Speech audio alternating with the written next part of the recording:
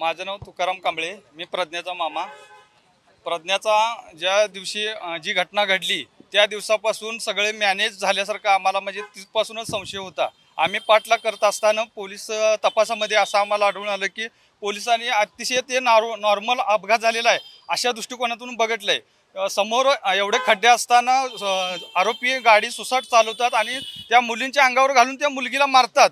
जर ह्यो गुन्हा जर तुम्ही ॲक्सिडेंट म्हणून बघत असाल तर आम्हाला हे मान्य नाही, कारण का आमच्या मुलगीचा घातपात झालेला आहे. आम्ही मध्ये पोलिसांना ज्यावेळी आम्ही भेटत होतो त्यावेळी पोलिसांनी आमचं फोन न उचलणे, आम्हाला जे काय कागदपत्र पाहिजे होती ते रिपोर्ट देताना बऱ्याच वेळा आम्हाला एक महिना लावला, टाळाटाळ केली आणि तपास अधिकाऱ्यांचं पूर्ण तपास अतिशय मॅनेज झाल्या प्रकारे आमचा कुटुंबांचा संशय आहे. आणि जर प्रज्ञा कांबळेला जर न्याय मिळाला नसेल तर परत आम्ही जर आता जे मोर्चाच्या संदर्भात जे तुम्हाला दिलेलं आहे तर पुढे आम्ही आत्मदहन सुद्धा करू शकतो. जोपर्यंत नाव मिळत नाही तोपर्यंत आमचं कुटुंब आवाज उठवतच राहणार.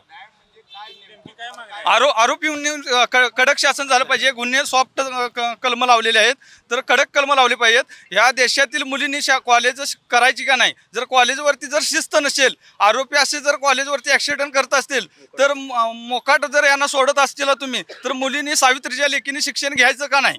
हा प्रश्न संभ्रम अवस्थेमध्ये आहे. आणि मला बरेच वेळा प्रज्ञाचा मामा म्हणून ज्यावेळी मुली ओळखतात त्यावेळी माझ्याकडे ह्या तक्रार येतात. वैयक्तिक मुली तक्रार करत नाहीत. तुम्ही प्रत्यक्ष जर मीडियाने हे उचललं, एवढा मीडिया होऊन सुद्धा जर सॉफ्टमध्ये जर ही अपघात बघत असतील तर आवाज दाबण्याचा प्रकार आहे. या 3 महिन्याच्या काळात तुम्हाला धमकीचे फोन नातेवाईकांना धमकीचे फोन झालेले आहेत.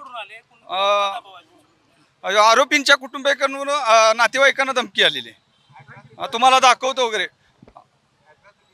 अट्रोसिटीखाली आम्हाला मुलगीच्या बहिणीनं नंतरनं जेव्हा अपघात झाल्यानंतर सांगितलेलं आहे की त्या मुलगीच्या मनामध्ये भीती होती आणि तिनं तिला व्यक्त केली होती, आम्हाला कुटुंबानं व्यक्त केली नव्हती.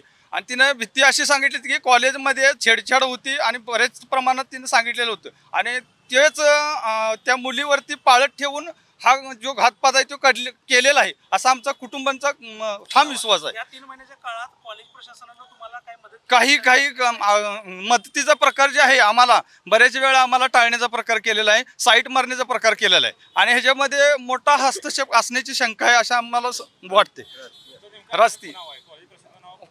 राजकीय पण हस्तक्षेप आहे, पोलीस प्रशासन पण आहे, सगळ्या गोष्टी मॅनेज झाल्यासारखं आम्हाला वाटते. कारण का आमच्या मुलगीचा एवढा मोठा घातपात झालेला असताना आम्हाला जर त्याचा पाठलाग करायला 3 महिने आम्ही झगडतोय सर.